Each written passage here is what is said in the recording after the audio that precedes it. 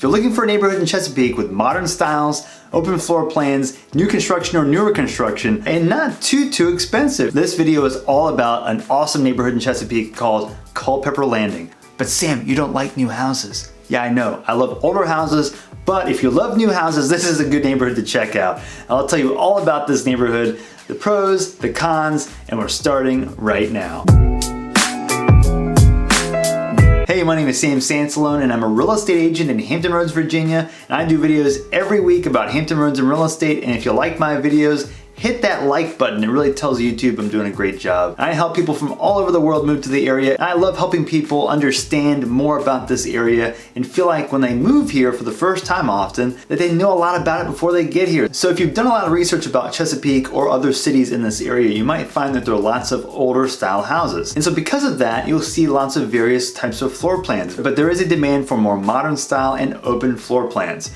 Well, I want to talk about Culpepper Landing today because it fits that criteria real well, and there's lots of options for what people are looking for without having to go super high in price. And this is a really interesting neighborhood, so we'll talk about the history about Culpepper Landing as well as a lot of the things around it, the shopping, the real estate itself. We'll do some drive-thrus of all the streets and houses in this area, and school districts, things to do in the area. But with all the great positive things about Culpepper Landing, I'm also going to tell you some of the negatives too at the end of the video, so make sure and watch for that too. And if you grew up here or you live in this area, see if you agree with the cons that I give you at the end. Well, first, before we get into any of that, where is it? Well, look at the map. I'll show you. You see Interstate 64 east and west, and goes kind of south and southwest towards Suffolk, and that's bottom horseshoe there. Well, if you go down in that corner, you'll see a road called Route 17. It's the George Washington Highway. Going north and south on George Washington Highway, right next to the Intercoastal Waterway and the Great Dismal Swamp,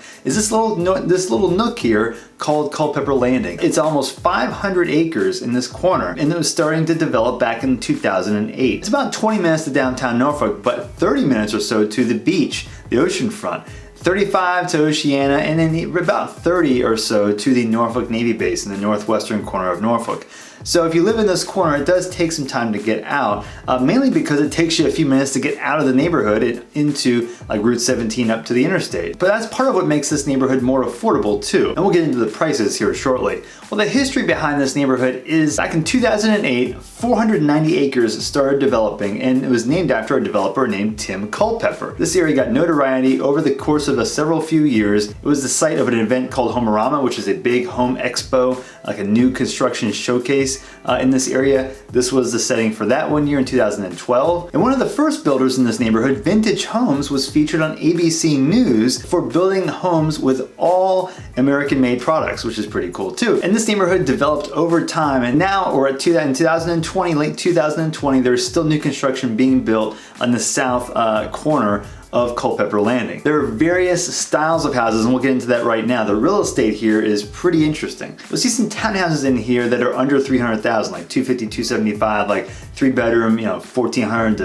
1,800 square feet or so. But then the detached houses are where it gets really big. So 2,000 square feet kind of is the lower end of a detached house. 3-bedroom, 4-bedroom, 3,000 square feet, 4,000 square feet, 5. I've even seen 6 bedrooms. Massive houses sometimes. So you get a lot of different unique sizes. And what makes these so popular are the floor plans and the styles of the houses. You see that the way that these look are so unique, and it's hard to find these in this area widespread in large scale neighborhoods. There aren't too many like this. It's more designed for the current living trends. You got large, wide ceilings, high ceilings, wide open rooms. See that real thick trim on the elevation on the front of the house there. And one thing about this neighborhood too is the sidewalks. I get so many people asking me, Sam, where are the great neighborhoods that have sidewalks? And a lot of them are hard to find. So Culpepper Landing is one of those that has great sidewalks. In addition, Culpepper Landing has an HOA. That's a pretty low fee HOA, but it has a pool, playground, and dog park. And what are the prices of these houses? Well, you can get townhouses in here under 300,000, like 275 or so, those smaller attached houses. But detached, like if you start like in the 3-4 bedroom, 2,000, 2,500 square feet range, you're in that upper $300,000 range, easily up to $450, and there are some that go into the 5s. The bigger ones do. And some up against ponds, like you'll see some waterfront. I call it waterfront, it's not really oceanfront, it's just a big pond, but hey, it's still water. One thing to know about Culpepper Landing is that it's not just one builder. I say that because not all builders are created equal. So if you do move in here and want to buy a new construction in Culpepper Landing, please do your research about the builder that you're using to build your house, because it does make a huge difference in quality and experience and just the overall product of the house. These school districts are not in as much demand as, for instance, Grassfield, Hickory, and Great Bridge. They're in Deep Creek High School. So you have Deep Creek High School, you've got Hugo A. Owens Middle, and Deep Creek Central Elementary. Those are the 3 schools for Culpepper Landing. I'll throw the niche.com ratings down below in the description. The ratings aren't necessarily high like Grassfield, Great Bridge, and Hickory, or even Western Branch for that matter. Now, what things to do are in this area? Honestly, you're not really coming here to do lots of things. You're coming here to live. There's not a whole lot to do except for shopping and some restaurants, especially if you go further east in Chesapeake and towards Greenbrier and Battlefield Boulevard. But the Great Dismal Swamp is nearby and the Intercoastal Waterways. So boating is an option if you have access to a boat dock somewhere nearby. So there's some distinct positives, but there are some downsides. One of the downsides is you're not close to lots of shopping unless you want to drive an extra 12, 15 minutes. You're about 15 minutes away from Walmart, about 15 minutes away from the closest Target, about 10 to 15 minutes away from the closest grocery store that's not named Food Line. If you have never heard of Food Line, it's an okay grocery store. I'm not really a huge fan. I'd probably prefer, if I lived in Culpepper Landing, drive further to, for instance, the Kroger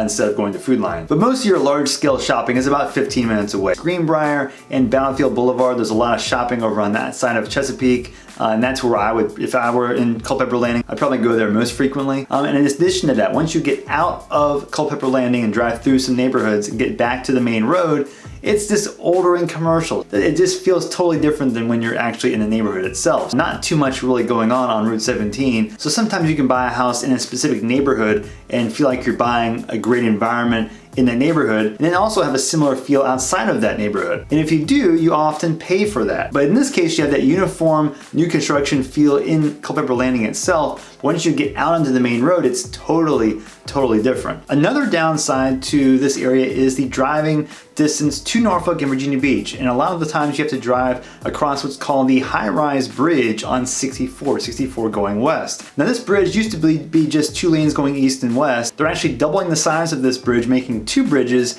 going in both directions. Over the last several years, the traffic in this bridge has been really frustrating. There hasn't been a toll here, but it's been really bad with traffic in random times. So expecting to drive over this bridge or near this bridge and not have any issues is a little bit far-fetched. But recently, they started construction on doubling the size of this bridge, which will help a lot with traffic moving forward once they're done. Another thing is that it has had some flooding issues in the past. Hurricane Matthew, when it came, one of the biggest storms this area ever saw, 2016, it had some flooding issues, and it seems like it came a lot from drainage problems. Now, I mentioned a lot of times about flooding in this area, what that really means, and is it a concern for houses, is it a concern for driving? It's more so usually flooding of the roads, and so where your car is parked is actually really important. And there are lots of cars in 2016 that did get flooded out in this general area in that hurricane. But it seems like there's hope that the flooding issues have been resolved for the most part. So you can talk to some neighbors to find more about that out. If you look up Culpepper Landing flooding, you will see some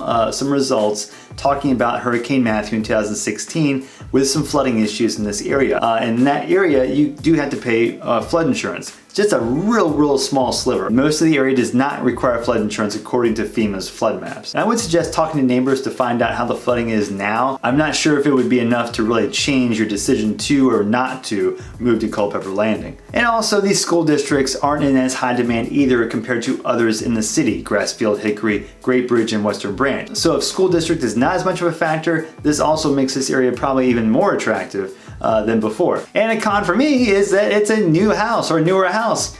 Lots of the uniform cookie cutter style that I just don't like. This just got that sterile environment. I'm looking for more trees in my neighborhoods. So if your neighborhood does not have that, it makes me not very excited about your neighborhood. So if you're looking to move to Chesapeake or live in Chesapeake, this neighborhood might be something to check out if you're looking for a larger house and trying keeping that price range lower at the same time. Now, I've done lots of other videos about moving to Chesapeake, Norfolk, Virginia Beach, all the cities in Hampton Roads. I got a couple here you can click, and if you have any more questions about moving to the area, you can also reach out to me. I've got my contact information in the description, and I will see you on the next video.